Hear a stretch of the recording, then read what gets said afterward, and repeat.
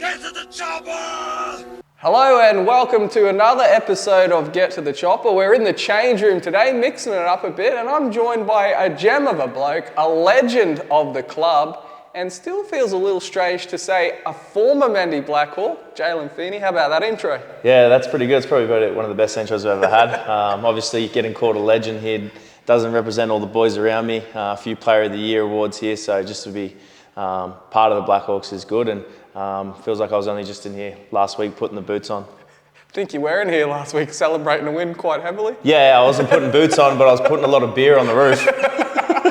You mentioned all these players, mate. You were just whinging off camera about how you should be up here, is that right? Yeah, so I thought I should have definitely beaten Tom Gilbert that year. Definitely not Khalifa, and then Josh Chudley, he just kept diving over the line. I was calling for the ball, but I think he scored 19 tries from hookers for being a hog. So I would have loved to have been that year, but nah, in all fairness, they're all great players, and it's an honour to be up on this wall, and hopefully it continues and the tradition, and we might have to wrap around that sort of victory bar of brothers eventually. Always the bridesmaid, never the bride. Usually for this show, we've got a little bit of a idea of what's going on, got a few things written down. This today could go absolutely anywhere, and I'd be a bit disappointed if it doesn't, but we will talk a little bit about your retirement. But firstly, your career first, mate.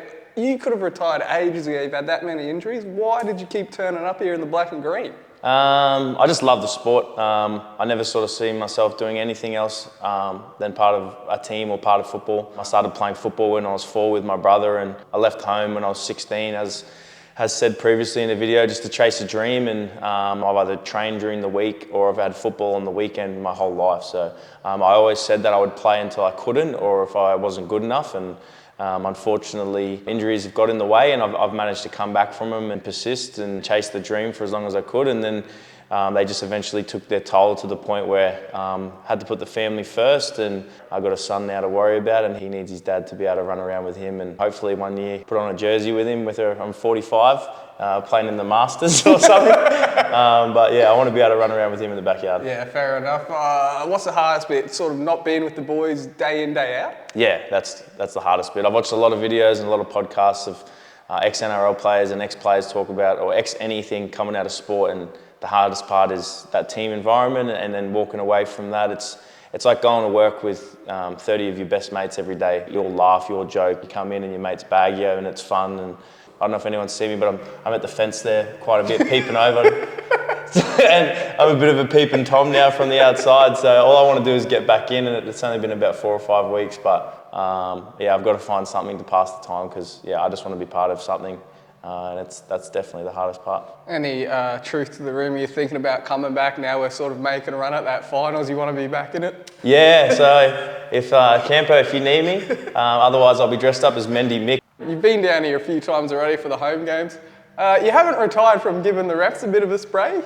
Nah, definitely not. Now that I'm from an outside perspective, and all the great dudes and women on Nev's Hill who just have been doing my job for me whilst I've been on the field, I can now join them. And yeah, any home game now, just coming here and bringing the family and being able to watch it from the side is, I think I'm more passionate now than I was when I was playing. When I was playing, I had to tone it down, but now being a part of the old boys and watching that game the other day, and that good win against that South Logan team, like, something that I'll do for many years to come, bring my family and just watch the football and sit on Nev's Hill and yell abuse at Schwassy. I'm off the field now, so you can't come get me. Yeah, exactly. So what else have you been doing then? Obviously spending more time with the boy? Yeah, heaps more time with my son. Take him swimming every Thursday and just watch him grow up, and I've actually booked a holiday. Being able to take a mid-season holiday is something that sort of don't get to do as footballers. So me and the missus and the little bub are heading over to Italy for a wedding, and yeah, hopefully don't get too fat, and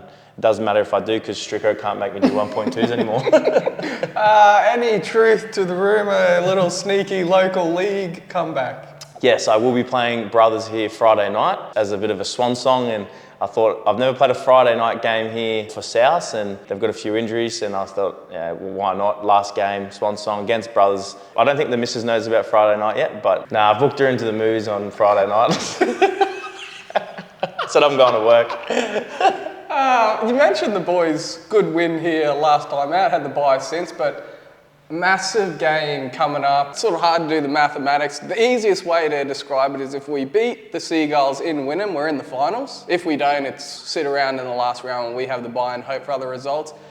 It's going to be a tough game, right? Yeah, for sure. Wynnum have a lot to prove. They beat us at home, and everyone's competing. It's a bit of a congested sort of 5th to 8th there at the moment, and this win's very important, and I closely follow the ladder week to week, and I want us to do well whether I'm a part of the team or not, and I want to see this club be successful, and I crunch the numbers, and I'm not even a numbers guy, but I'm crunching them. That game against Wynnum earlier this year, one of the sort of more bizarre games, 80 points nearly scored. I think they were up by almost 30. We come roaring back. You were actually part of it. Can you sort of recall that game? Yeah, it was sort of a back and forth game, and then a few things went their way, and when they get a bit of momentum, they run away with points, and we knew if we could get the ball in our hands, we could have chased them down, and unfortunately, we just ran out of gas at the end, but it would have been a good game for the fans to watch, but probably not a good game for the defensive coaches from both ends. No. Defence definitely didn't dominate that game. Defence went around the oval that game. Yeah, massive game, so hopefully we win it. Hopefully we do make the finals. Would there be any sort of bit of sweetness that you sort of pulled the pin if we did really well, or? No way. I'm all for this club. I just want to see us be successful. Unfortunately, we had our opportunities when I was playing. We had a few semi-finals there where we could have made it to the grand final, and that's just football at the end of the day. And yeah, hopefully I can stay around and sort of give some advice and tell them what not to do in the semi-finals. Advice. So any thoughts of maybe in the future coming back here in some sort of capacity? Maybe media, but maybe also a coaching role or anything like that? Yeah, I'd love to coach. I'm a football nerd. I watch too much football. I like to analyse the game. It'd be a dream of mine to coach the Blackhawks one day. And yeah, I think when you're coaching, you're allowed to spray your players and also the refs from like above the stands. So I think that's a good option for me. Yeah, I could imagine more of a sort of a calm coach. I reckon I'd be a calm coach until some certain things just didn't go my way. But I don't think I've met too many calm coaches in my time. So I think it's $10,000 fines when you come in. So we'd have to have a fair bit of cash to make you a coach. We might have to get another sponsor. Well, mate, it's been an absolute honour having you on today, having a chat with us. I know you've only been retired a little while, but it feels like you've been gone a long time. Before we leave, anyone you want to say goodbye to, give a shout out. What about your good mate, Michael Bell? Michael Bell, there's some names on my list that have been a massive influence on my career. Michael Bell is definitely up there, but Adrian Thompson and Christian Wolf were the two people that first called me to get me here.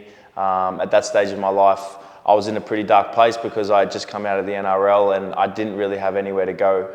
And I get a call from Happy saying, hey mate, and it put a smile on my face, and I came up here, and you got Christian Quabba, who was a rock solid person for me, and Aaron Payne.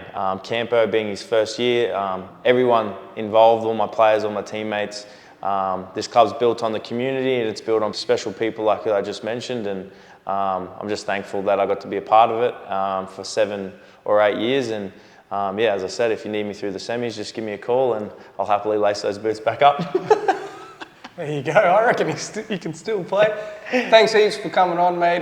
If you haven't seen it already, his retirement video is on the socials. So jump on and you will see it. You'll see any sort of black and green information you're looking for up there. We'll catch you next week. And it sounds like we'll be seeing Jaelen around the place anyway. Cheers. Make sure you got your tissues.